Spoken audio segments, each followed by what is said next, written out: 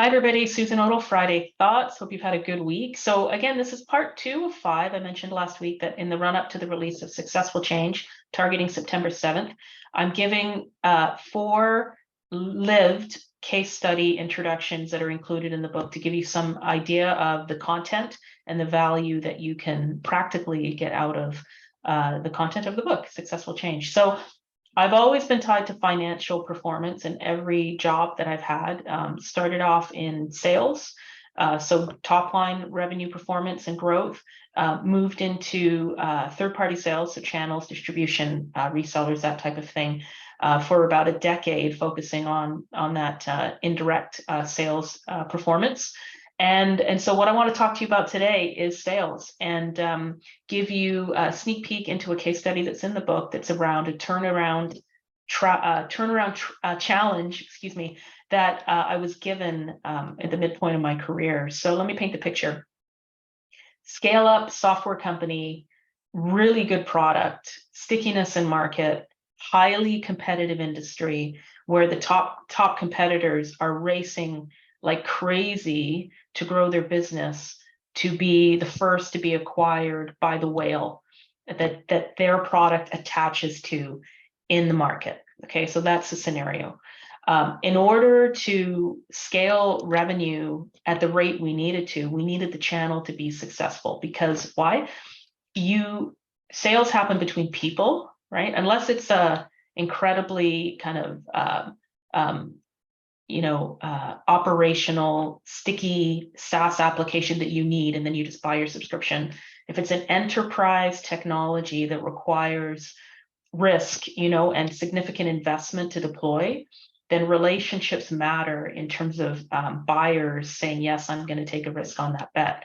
So the reason channels are so valuable is your channel partners have those local relationships in market. And that's how you can scale globally quickly if you're effective in the channel. So with this software company I was working for, we were not doing so well. I was not leading the channel team at the time. I was a global partner manager responsible for a number of strategic global partnerships, including Hewlett-Packard, amongst other brands. And my patch was going. There were a couple of patches that were going well. OEM was going well. My global partnerships were going well. And the CEO approached me and said, the channel team overall is not growing the way that we need it to grow. Would you be interested in taking over the team and turning things around? And of course I said yes. I had run a smaller channel team before that. And so this was an opportunity to like up my game and take on a new challenge and see if I could do it. So the case study talks about the problem, and the problem was that sales in this model, we needed direct sales to engage with the field partner in the leads, bringing the product expertise into the conversation and collaboration with the channel partner in order to close the sale. Enterprise infrastructure technology. So there's a services component, which is a benefit to the partner, and then the licenses for us. And so the problem was the channel team had been giving direct sales, a bunch of leads, but they weren't good. They weren't properly qualified. And so the sales team had effectively stopped engaging with the channel opportunities because they felt it was a waste of time.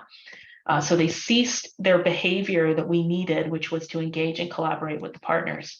So that's a problem, right? If you need to scale quickly, you need a distribution strategy, you need it to succeed.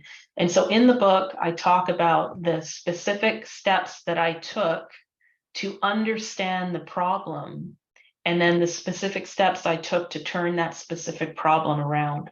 And the net result was a 10x increase in channel contributed revenue, top line revenue, on the run up to acquisition.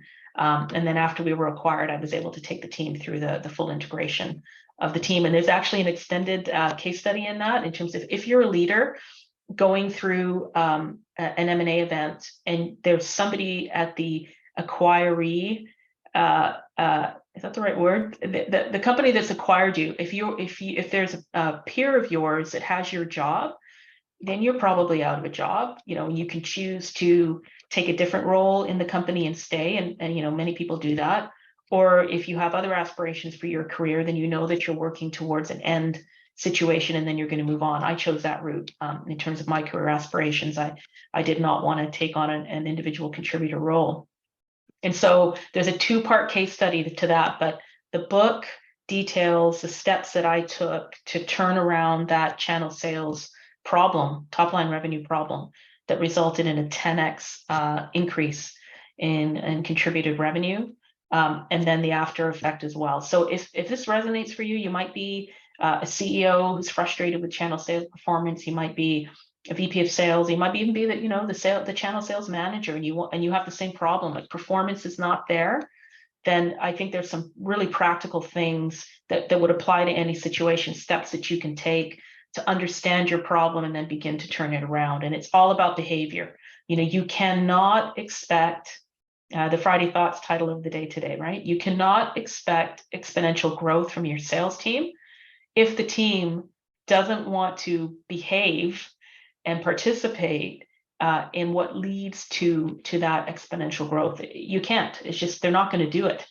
They're going to do whatever gets them to a closed piece of business. And so you have to understand that and then support that and leverage that as you go. So song of the week this week is another one you can get up and dance to a bit. It's Sierra's 1-2 Step, because it's all about taking the first step and then the second step towards progress, towards successful change. So I hope you've enjoyed that intro to the case study. And again, you can find the steps in the book, which will be released on September 7th on Amazon, and I'll keep you updated on that. Looking forward to sharing the next one next week. And there aren't just 4, there are many case studies and many stories in the book to make this real, and everything in the book is lived. So relevant, relatable, and honest. Okay, have a great weekend, and we'll talk to you next week. Bye.